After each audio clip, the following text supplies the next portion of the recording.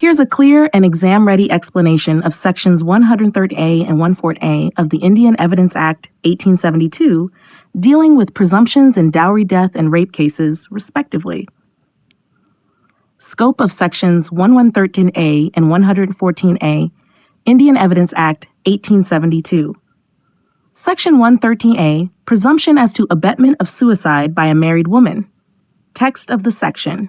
When the question is whether the commission of suicide by a woman had been abetted by her husband or his relatives, and it is shown that she had committed suicide within a period of 7 years of her marriage, and that her husband or his relatives had subjected her to cruelty, the court may presume that such suicide was abetted by the husband or his relatives.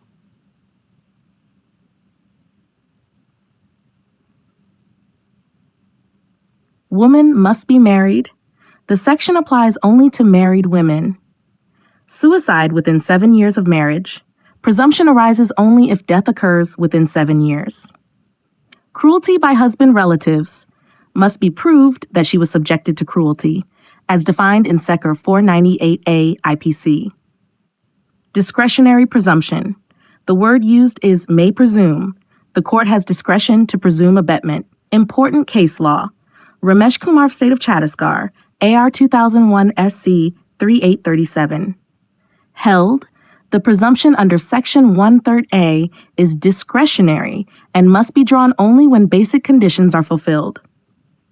Objective, to provide protection to women against harassment and cruelty by in-laws, to strengthen the implementation of Section 498A IPC and Section 306 IPC, abetment of suicide. Section 114A, presumption as to absence of consent in rape cases. Text of the section. In a prosecution for rape under clauses E of subsection 2 of Section 376 of the Indian Penal Code, where sexual intercourse is proved and the victim states that she did not consent, the court shall presume that she did not consent. Key elements.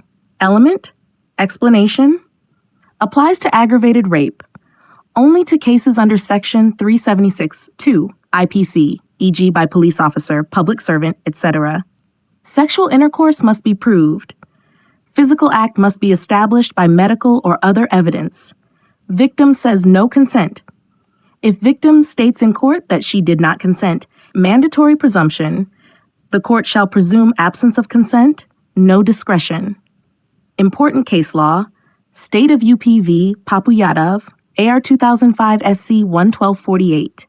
Held, once the victim says she did not consent, the burden shifts to the accused to rebut that presumption.